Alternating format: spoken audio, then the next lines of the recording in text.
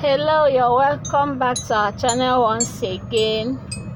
Today I want to show you how you can fix your yoke on your corset.